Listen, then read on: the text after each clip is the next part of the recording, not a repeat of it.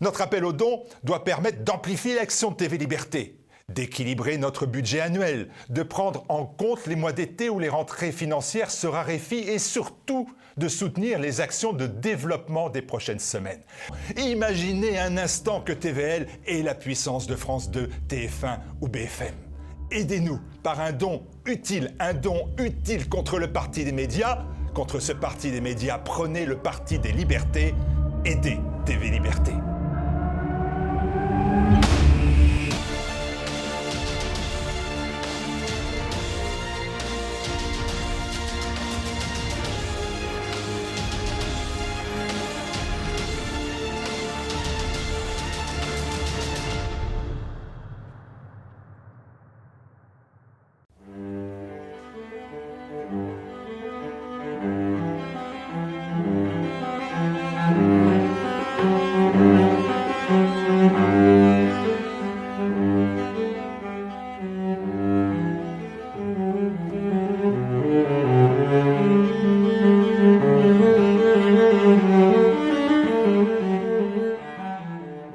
Chers amis de TV Liberté, nous avons la joie et l'honneur de recevoir la romancière Jacqueline Dauxois.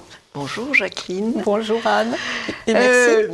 Nous savons, les téléspectateurs vous connaissent pour plusieurs émissions que nous avons faites ensemble, la dernière étant pour le Mémorial des Anges Oubliés.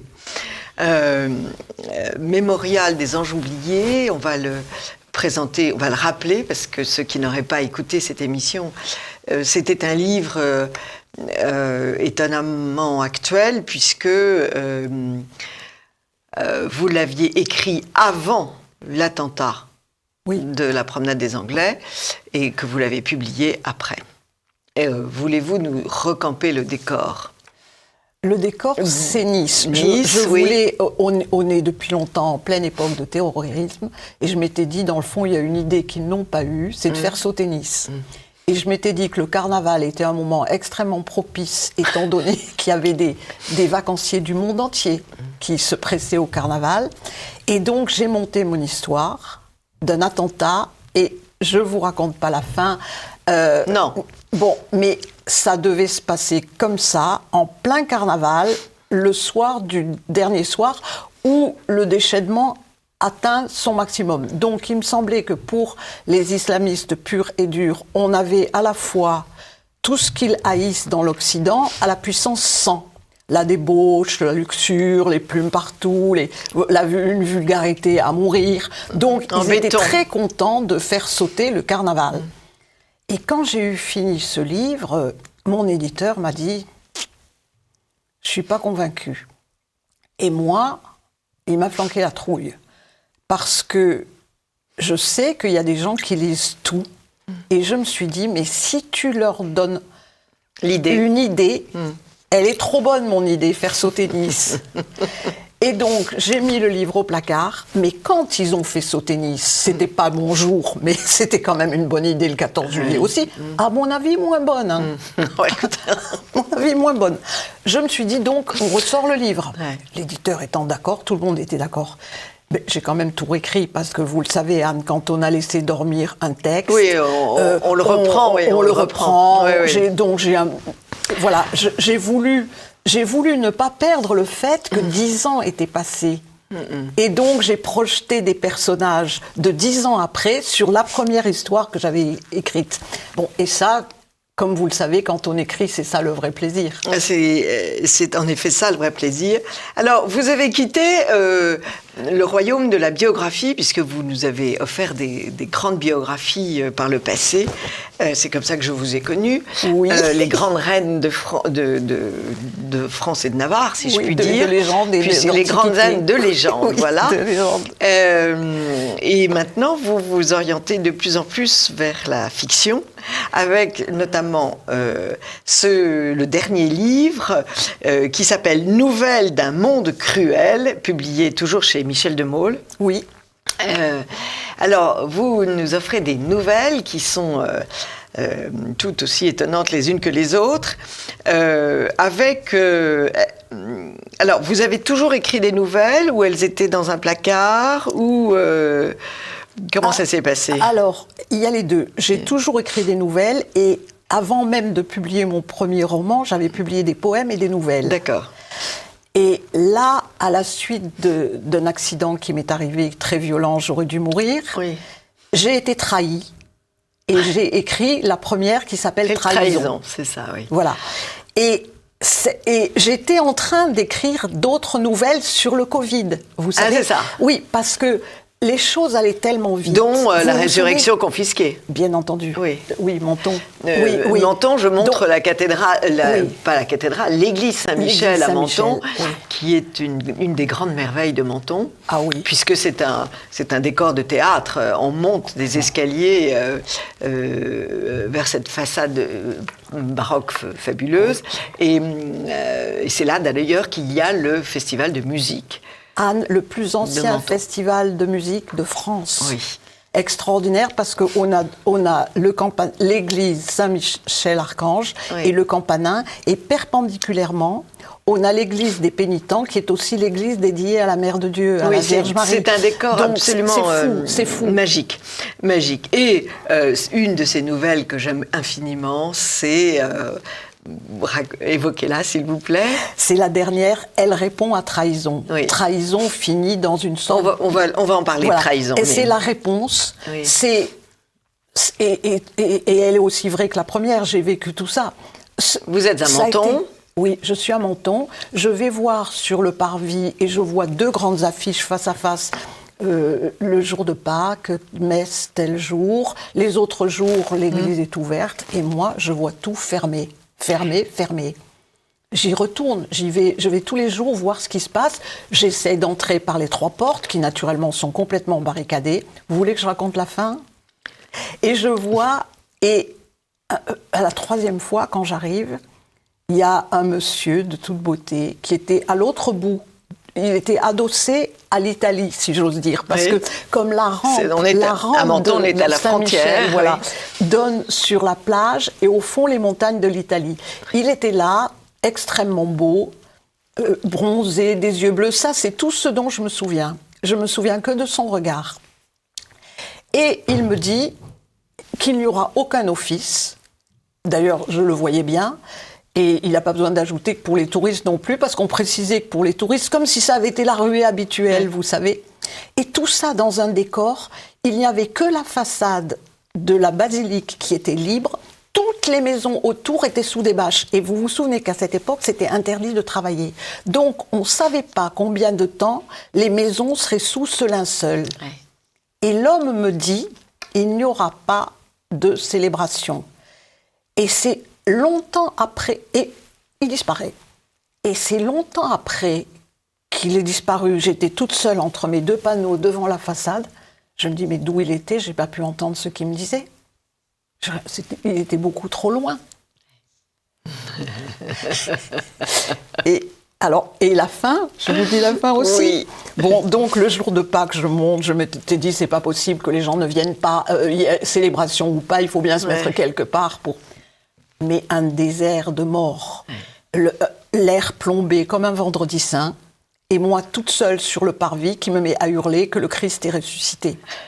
Et je continue de hurler à travers toute la ville parce que je voulais les ressusciter, je voulais les réveiller, je voulais qu'ils sortent, c'est Pâques, c'est le matin de Pâques. Un chanteur de mes amis avait mis sur son site le crucifix de Victor Hugo. Avec cette musique sublime, on écoute ça, on pleure, donc je me suis dit, moi, il faut que je fasse quelque chose. Donc je hurle à travers la ville, et je ne sais plus ce qui se passe. À la fin, j'ai plus de voix. Et j'ai décidé qu'il fallait un miracle, que j'allais marcher sur la mer. Ça marche pas. Ça marche pas. Mais je me suis réveillée trempée sur la plage, noyée, et ressuscitant avec une plume de l'ange dans la main.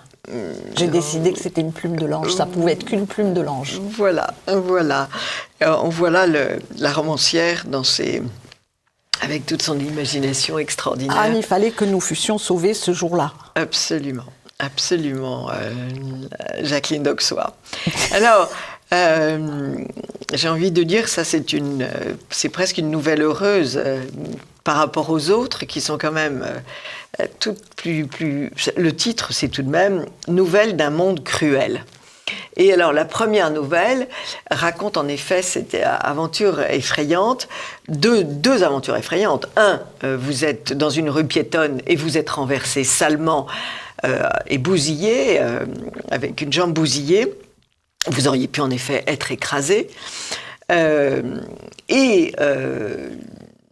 Un malheur venant rarement seul, vous êtes abandonné par quelqu'un de beaucoup plus jeune que vous, qui est un chef de service de chirurgie et qui aurait dû vous aider dans ce labyrinthe qu'est un hôpital, spécialement en période de Covid. Et donc il n'est pas chef de service de chirurgie. Non, mais vous savez très bien, Anne, que dans les hôpitaux... On est amis les uns des autres. Voilà. Alors, au lieu d'être votre guide, il vous laisse vous faire opérer dans ce que vous appelez un hôpital poubelle. Par un boucher. Par un boucher. Bien évidemment, vous attrapez le staphylocoque doré. Toute l'accumulation des... Et alors, en fait, vous avez commencé à écrire tout de suite parce que vous êtes effondré. Je ne pouvais pas. Non, vous ne pouvez pas. Je ne pouvais pas. Il a fallu déjà 10 mois. 10 mois avant de... À la deuxième ou la troisième opération, parce qu'il en a fallu 4, y compris une de l'œil. Dès que j'ai pu écrire, j'ai été dans un tel enfer, pas que le corps. Le corps, on n'arrivait plus, la morphine, les opiacés, on n'arrivait plus à me calmer, parce que quand votre chirurgien nie la surinfection, nie dans quel état vous êtes, le médecin généraliste, il ne sait plus quoi faire. On lui envoyait des photos, il ne répondait pas.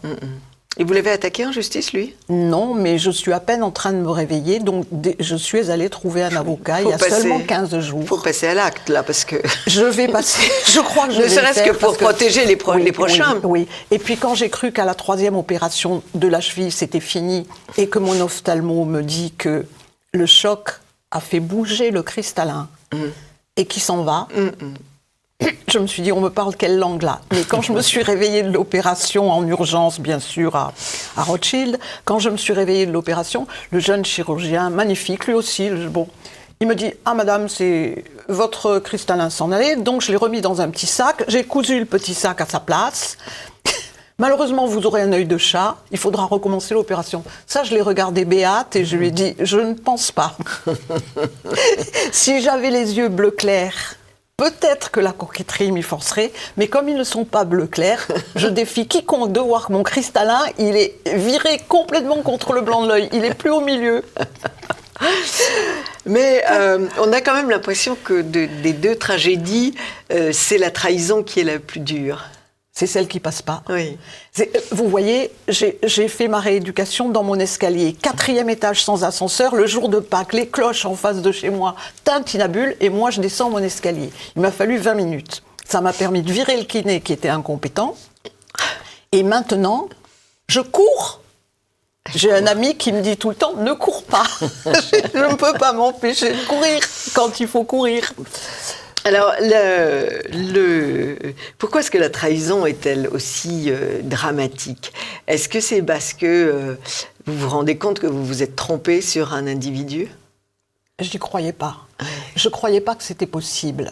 Une chose pareille, si donc c'est une famille amie que vous connaissez depuis 20 ans. Depuis 20 ans, dont vous connaissiez le père, dont vous connaissiez le père. Non, je n'ai pas connu le père qui était très âgé, qui était mort bien avant. Non, mais c'est une famille que je connais. Nous avons des amis communs. Et si, Anne, si n'importe lequel ou laquelle de mes amis, même ne datant pas de 20 ans, m'appelait de l'hôpital et me disait...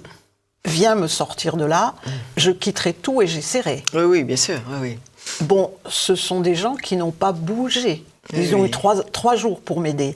Et soi-disant, on ne pouvait pas venir me voir. C'est vrai, on ne pouvait pas, il y avait la Covid et tout. N'empêche que j'ai un ami, la 2e fois quand il s'est présenté à l'accueil à l'hôpital, l'infirmier lui a dit Monsieur, vous ne pouvez pas entrer dans sa chambre, mais je peux vous conduire jusqu'à la porte. Oui. Vous me donnez ce que vous lui avez apporté, je le lui donne, et vous pouvez vous parler un moment. Il y a toujours des réactions humaines, oui. Mais il faut les tenter. Si on ne les tente pas, elles ne risquent pas d'arriver. Voilà. Et donc, un chef de service des urgences et sa femme, soi-disant, n'ont pas pu m'approcher, vous voyez, ça me fait rire. Oui, bien sûr. Surtout qu'il avait qu'à mettre sa blouse blanche et il avait qu'à dire qui il était. Et tout simplement. C'est pareil pour me permettre d'être opérée par le chirurgien que je voulais, et j'avais des bonnes raisons de le vouloir. Je travaille à l'hôpital Saint-Antoine au comité de bioéthique médicale, et je voulais être opérée dans cet hôpital où il y a un génie qui s'appelle le professeur Sauté. Et j'aurais eu une opération et pas 4. Oui, bien sûr. 2, l'œil aussi, bon.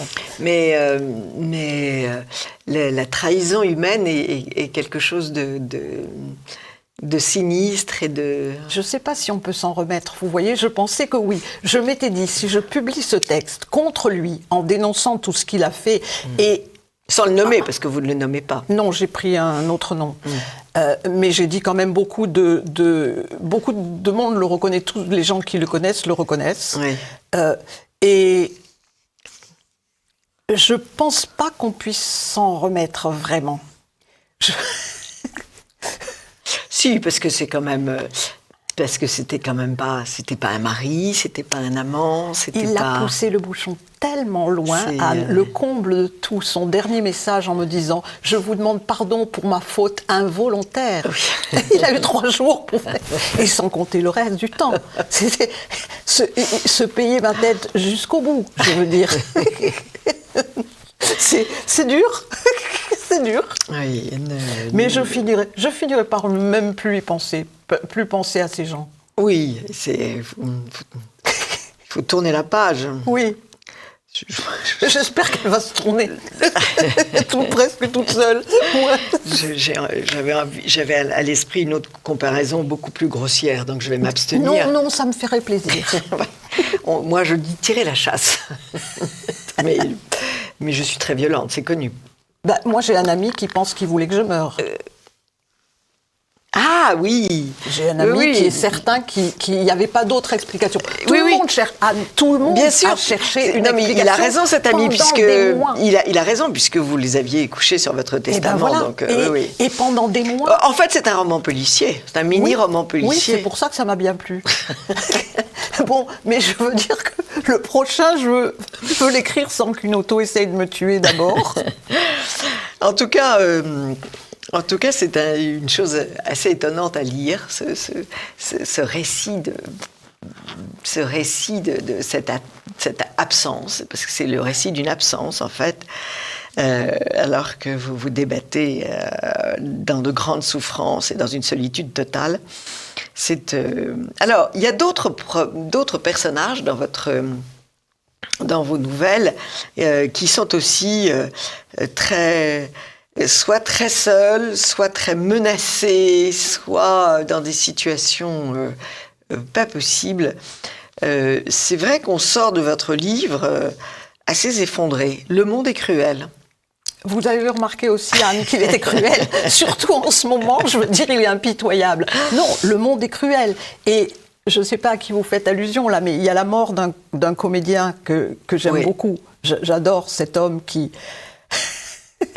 a été heureux toute sa vie, qui meurt foudroyé et qui va mourir à Naples, au sommet des 13 rampes de Saint-Antoine, pour déclamer le El Desdicado. Et c'est le dernier poème qu'il récite. Il est complètement dans son rêve. Il croit que le monde entier est à ses pieds. C'est déjà Naples qui est à ses pieds. C'est déjà splendide. Hein. Il a quitté Paris, lui. C'est une nouvelle du Covid. Il a quitté Paris au moment où il savait qu'il allait mourir. Il a expédié sa petite amie chez sa maman à Vienne. Et il savait que la frontière allait se fermer. Elle était optimiste et nana. Et de l'autoroute, il lui téléphone, il lui dit c'est fini. Et après, il coupe le téléphone. Et il part mourir là-bas. Et c'est beau de mourir comme on a vécu.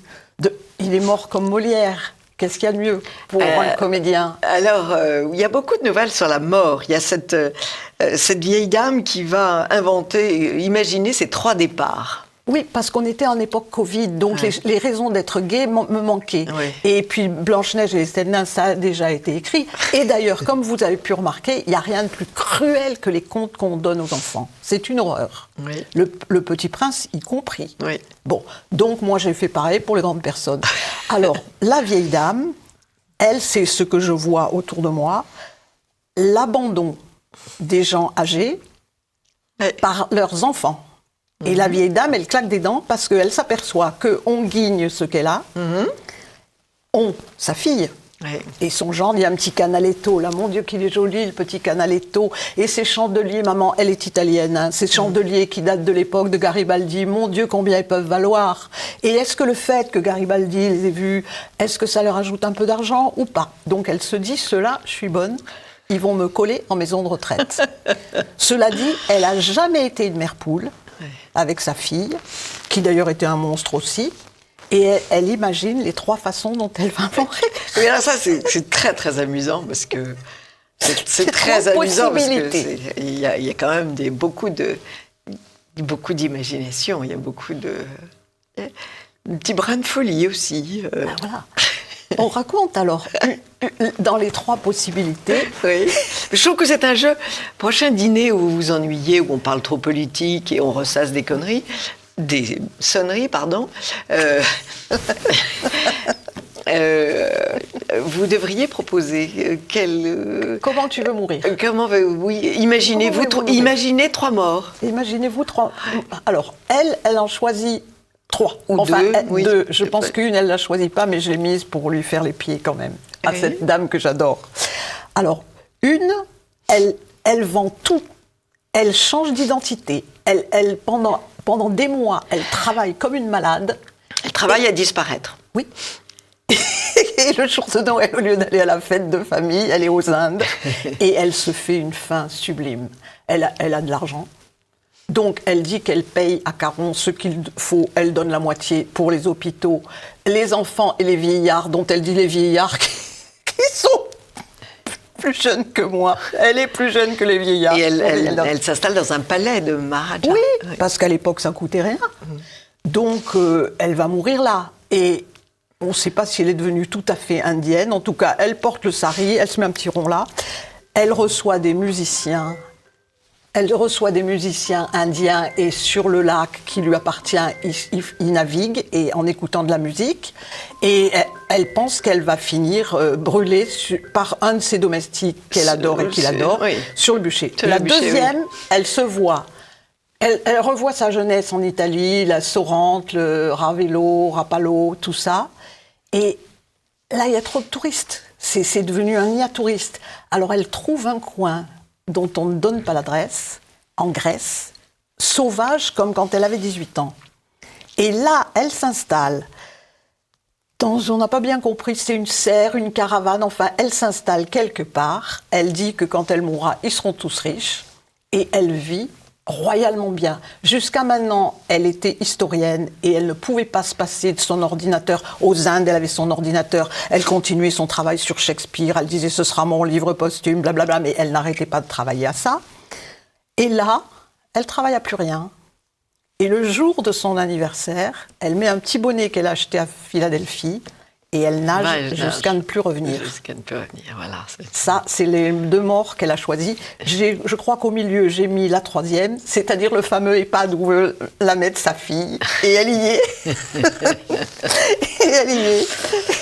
Et puis, il y a une nouvelle fantastique, c'est la petite fille qui faisait entrer le froid. Ça, c'est une très jolie nouvelle. Mais on ne va peut-être pas la raconter non, pour ne celle-là, pas... on la raconte pas. Pour ne pas... voilà. Tuer le désir de lire.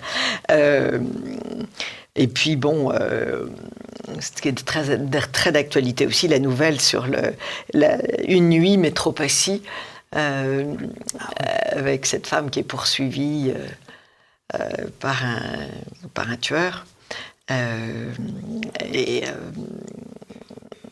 Ce qui devient quand même très fréquent.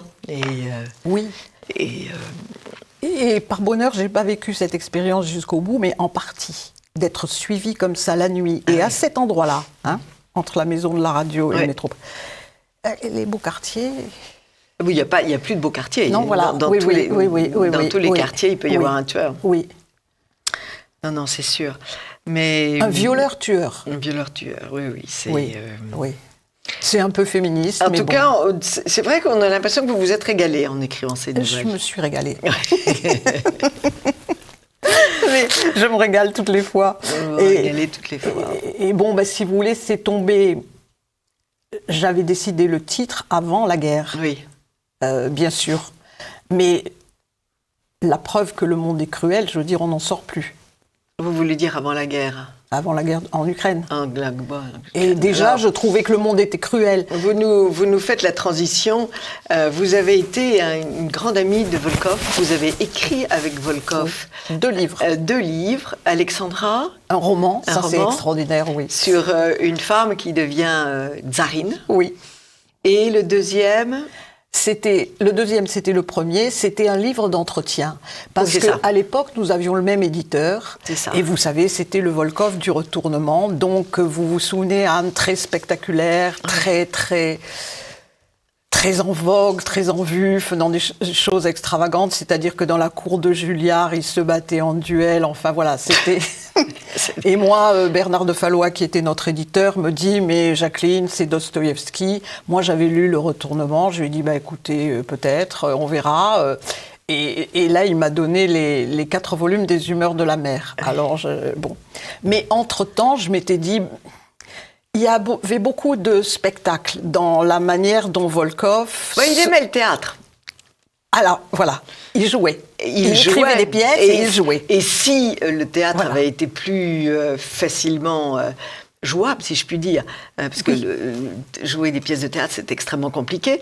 Il a beaucoup vécu aux États-Unis, et là, il a eu des pièces jouées aux États-Unis, je crois. Oui, dans l'école où il travaillait. Mais de retour en France, c'était plus compliqué. C'était plus donc, difficile. il s'est mis à écrire des romans. Mais en fait, son vrai bonheur, c'était le théâtre. Il adorait. C'était le théâtre. Oui, donc vous pensez que c'est lié au fait qu'il se mettait lui-même en scène devant la presse. À force d'écrire des répliques de théâtre, il s'est mis à en prononcer lui-même. J'ai relu dans ma bibliothèque, j'ai un étage avec tous mes Volkov, et je pense beaucoup à lui en ce moment parce que c'est lui qui a tout de même l'un des premiers à stigmatiser la désinformation, à la définir, à la décortiquer, si bien. Et il avait été absolument horrifié du traitement médiatique que l'on avait accordé à la Serbie dans cette guerre absolument monstrueuse, la semaine de Pâques. 78 jours de bombardement d'un pays chrétien. Oui. Par des chrétiens. Par d'autres chrétiens, qui avaient monté un bobard absolument fabuleux. Milosevic était un nazi. Il avait créé des camps de concentration et on avait retrouvé des charniers. Mais chez moi, à Place des Abbesses, quand je descendais de chez moi, il y avait Milosevic en Hitler. Et voilà, absolument. Voilà. Oui. Et je suis allée donc dans ma bibliothèque retrouver ce livre, Vladimir Volkov, Désinformation par l'image. Alors ça, c'était un livre centré sur les photos qui désinforment. Et j'ai retrouvé les photos sur la Serbie qui sont poignantes. Alors en effet, le camp, sous le titre « Le camp où l'on purifie les ethnies », ça ne vous rappelle rien. En réalité, c'était des paysans. Maigres, évidemment, mais les Serbes ne sont pas des gens gras, d'abord. Ensuite, ils sont très pauvres. Et ils n'étaient pas à l'intérieur des camps, ils étaient de l'autre côté des barbelés, tout à fait en liberté. Et en fait, au-delà des barbelés, il y avait un pâturage à bestiaux. C'était pas plus compliqué que ça. Et on a monté donc tout ce qu'on a pu monter. Alors, il donne aussi un autre exemple à propos de la torture.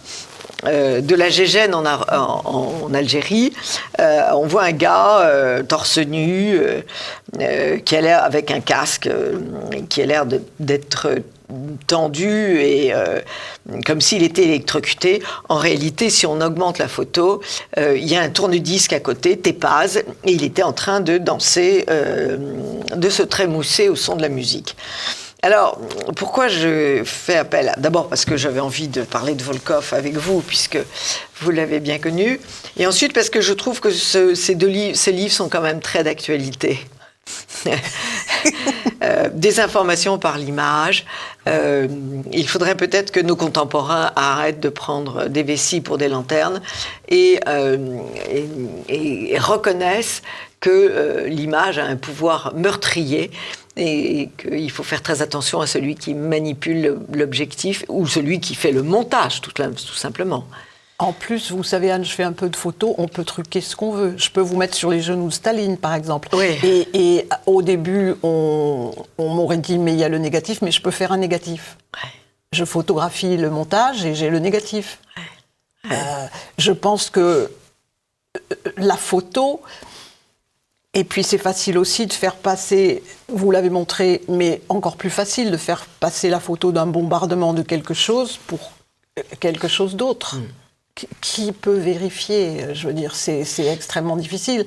Et en plus, maintenant, on est dans une confusion totale parce que justement, les médias se sont aperçus qu'il y avait ces fausses nouvelles et ils en parlent. Et je trouve qu'au lieu d'éclairer la question, on est dans une telle confusion mentale il noie le poisson. En ce moment. Vous êtes d'accord? Il noie le poisson, oui. C'est complètement noyé. On ne sait plus du tout. C'est-à-dire qu'ils ont décidé qui était le méchant. Voilà. Le méchant, c'est un tel. Et c'est inamovible. Et donc, ils vont collationner toutes les photos, toutes les preuves qui montrent que le méchant est bien un méchant. Alors, ils vont fabriquer leurs petites informations. Et ce sont des services qui sont spécialisés là-dedans. Il y en a un en Angleterre extrêmement efficace, depuis très longtemps, hein, depuis le début du siècle. Ils sont réputés. Le chef des services secrets israélien qui s'y connaît dit que le pire des services de désinformation, c'était le service anglais. Il faut que c'est quand même parce qu'ils sont très compétents. Et c'est très intéressant. Mais bien sûr. Et, oui. Et voilà, donc nous avons... je ne cite pas de nom, vous imaginez bien, chers amis de TV Liberté, de qui je veux parler, mais il me paraissait intéressant que... ce livre de Vladimir Volkov, Désinformation par l'image, aux éditions du Rocher, soit remis à l'honneur. Parce que c'est un travail considérable qu'il a fait. C'est un travail de professionnel. Parce oui, que mais c'était son sujet aussi. Vladimir Volkov a été dans les services secrets. Oui. Alors, jusqu'où, on ne sait pas. Jusqu'où, on ne sait pas. mais c'est évident qu'il y a trempé. Mais il parlait en connaissance de cause, indiscutablement. Et de plus, il avait beaucoup d'amis, donc les renseignements qu'il n'avait pas, je pense qu'il pouvait se les procurer sans problème. Alors, c'est un livre pas du tout militant, c'est un livre extrêmement rationnel, de scientifique. Oui, c'est très c'est extrêmement structuré, mais c'est imparable. Et on voit... et alors, comme c'est devenu exponentiel, là, la désinformation, c'est fabuleux. C'est terrifiant. Vous savez, j'ai un ami à qui j'avais envoyé un petit texto. Je lui avais dit, d'après toi, qu'est-ce qu'il y a après la pensée unique? Il me répond, je ne dis pas son nom parce que je ne sais pas s'il aimerait que je le dise. Mais il me répond, la pensée unique. C'est joli. C'était beau. Et vous savez, ça m'est resté parce que chez lui, c'est un homme qui a un esprit, énormément d'esprit. Et c'est vrai, c'est pas un mot là qu'il a fait. Non, c'est la pensée unique qui suit la pensée unique. Et comment on est arrivé à nous mettre... On était quand même un peuple qui passait pour intelligent, qui passait pour spirituel, qui passait pour instruit.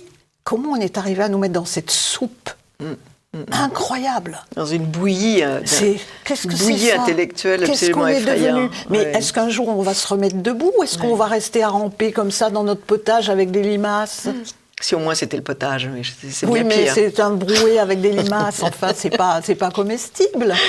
Et quand j'entends ce matin, à la radio, que Ah mais je voulais me renseigner, je voulais pas arriver idiote comme vous savez énormément de choses. Je me suis dit, là, il faut l'actualité, ça suffit l'histoire. Bon, tu peux pas expliquer la guerre avec Anne de Kiev tout le temps, donc faisons du concret.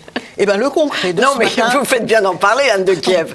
Nous rappelons que Jacqueline d'Auxois a écrit un très joli livre sur Anne de Kiev, qui était une princesse russe et qui a épousé un roi français. Unique mariage franco-russe, Voilà. franco-ukrainien, si Voilà. vous voulez. Mais je vous rappelle qu'à l'époque, il n'existait, à l'époque, c'est-à-dire au XIe siècle, Oui, à l'époque oui, où oui. Anne de Kiev Oui. a épousé Henri Ier de France, il n'existait ni Moscou ni Saint-Pétersbourg. Oui.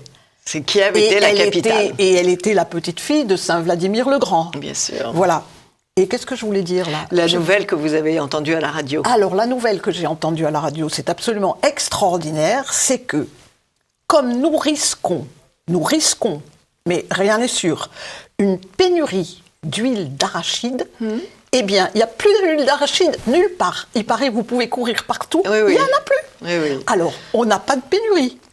Elle viendra peut-être, mais peut-être pas. Oui. Eh bien, on a fabriqué la pénurie. Mais qu'est-ce qu'on peut avoir dans la tête pour courir après de l'huile d'arachide, alors qu'il y a toutes les autres, hein. Oui. Excusez-moi, bon, Oui, moi je trouve que c'est très bon pour les fabricants d'huile d'olive, Ah ben. parce qu'on va faire. Alors, il paraît qu'on ne peut pas faire de frites avec les huiles d'olive. Oh, pourquoi mais pas on peut se passer de frites pendant quelques temps. Ça sera très bon pour notre vous santé. êtes sûr qu'on ne peut pas faire de frites avec Non, de parce l'huile d'olive parce qu'on ne peut pas la chauffer. On peut pas la chauffer comme on chauffe une huile d'arachide. Enfin, c'est ce qui m'a été dit. Mais en tout cas, les Mais enfin, fabricants. Anne, est-ce que vous vous nourrissez matin, midi et soir de frites? Non. Moi non plus. Alors, mes si on peut petites pas la filles, oui, chauffer- mais non, pas moi. pas 3 fois par jour. Non. Et c'est interdit à la maison, donc c'est juste quand on va au restaurant. Au pire, on peut manger autre chose. Mais arriver à faire une pénurie comme ça. Mais je me souviens que pour le Covid, justement, c'est dans mon livre, il y a une scène qui Oui, se passe comme ça. oui. Mais ça, j'y ai assisté. J'ai assisté dans un supermarché à 2 hommes, des chariots pleins comme ça, et qui débordaient de tout, qui physiquement se battaient pour la dernière salade. On meurt. C'est pas possible. Oui, en tout cas, C'est pas possible. on est sur la voie du cimetière. Et de toute c'est sûr. façon, s'il n'y a plus rien à manger, qu'est-ce qu'ils feront avec leur tonne d'huile d'olive une fois qu'ils auront fini de la boulotter? Ils mourront aussi. Là, je crois qu'on est tous dans la même galère. Je ne suis pas sûre que ce soit une bonne galère, mais on y est. Non, les galères sont rarement bonnes. Elle est rarement bonne, oui. En tout cas, merci Jacqueline d'Auxois de Non, nous merci avoir à vous. présenté les nouvelles d'un monde cruel chez Michel de Maulle et d'avoir évoqué pour nous Vladimir Volkov, qui nous manque beaucoup, je trouve. Mais je suis assez contente qu'il soit auprès du Père éternel, parce que je pense que ça aurait été une souffrance monstrueuse de cette... Oui, mais ça aurait été une voix qu'on pouvait entendre. Ça aurait été une aussi. souffrance. Oui, non, mais vous savez, Oui. j'ai beaucoup d'amis russes et ukrainiens, Oui. et ils sont dans un état de désespérance, sans souffrir puisqu'ils sont à Paris, mais d'être désignés comme ça, comme le mal absolu, c'est une affreuse chose. Autre information, Anne, on a désorganisé à Paris, on a annulé des colloques, devinez sur qui? Pas sur Poutine, sur Dostoïevski. Oui, je sais ça. Il y a un autre livre qui est très beau et qui est extrêmement brillant aussi, c'est de Vladimir, La bête et le venin, dans lequel il explique que la bête est morte, mais le venin continue à se répandre. Et je l'ai relu encore aussi hier soir. Enfin, et il y a dedans, ça m'a beaucoup intéressée, toute l'information sur les sportifs les femmes à qui on met des hormones mâles pour qu'elles soient plus performantes. Qu'est-ce qu'on est en train de faire aux États-Unis ? Mettre des hormones féminines à des nageurs hommes, parce que comme ça ils vont pouvoir gagner les compétitions de natation féminine. Ah bon? Oui, il y a un grand nageur qui avait tout gagné. Oui. C'est un étudiant. Il gagnait toutes les compétitions, donc, mais il ne pouvait pas gagner plus. Donc il s'est transformé en femme. Il a dit qu'il était une femme pour gagner les compétitions féminines. Et là, je me suis dit, finalement, la boucle est bouclée. Ce qui se passait sous Staline il y a 40 ans est en train de se passer aux États-Unis maintenant. C'est quand même marrant, non? Et puis, autre chose dont personne ne parle, c'est que l'Ukraine a toujours été, en quelque sorte, une province de la Russie. Ça n'a jamais été un pays à part, sauf quand Staline est arrivé. Et Staline a donc donné son indépendance, enfin une autonomie, parce que ça n'était pas une indépendance, une autonomie à l'Ukraine. Alors, s'il faut respecter tout ce que Staline a fait de grandiose, il faut qu'on recommence à affamer tous les paysans ukrainiens. Et voilà. Ce que j'aime, c'est la permanence du respect à Staline, vous voyez. Oui, je vois. Et c'est hallucinant, je veux dire. Mais vous savez, ce que je crois aussi, c'est que cette guerre, parce qu'il ne faut pas dire le mot guerre selon M. Poutine, mais moi je pense que c'est quand même une guerre quand on tue des gens, qu'on démolit des maisons. Vous savez, la guerre en Algérie n'était pas appelée guerre. Je sais. Mais ce que je crois, c'est que c'est aussi une guerre de religion entre catholiques et orthodoxes. Oui, moi je crois que c'est plutôt une guerre entre non, parce que ceux qui mènent la guerre, c'est les protestants, c'est l'Amérique. Ah oui, non, mais ça, ils l'ont assez montré en nous passant par-dessus la tête. Mais c'est absolument. Oui. Mais c'est surtout une guerre entre pays laïcs contre pays mystiques, parce que quand même, on est là au milieu de. On est là face à un pays mystique qui a retrouvé la foi, qui retourne, qui a reconstruit ses églises, qui retourne à l'église, et face au reste de l'Occident qui, lui, est complètement laïque. Là, je crois pas que les catholiques soient très concernés dans la chose. Je sais pas. Mais Macron qui va en guerre, c'est quand même pas le saint homme, c'est pas le fol en Christ. Donc, non. Et puis la façon extraordinaire, donc il a laissé tomber tout ça pour se faire élire. Oui. Ça, c'est extraordinaire. Alors, ne rentrons pas dans nos détails de cuisine, qui sont tellement tristes que ça en est... Mais encore une fois, c'est le monde cruel. Lire, c'est le monde cruel. Mais relire ces 2 livres de Volkov, maintenant, c'est extraordinairement instructif. C'est complètement actuel. Et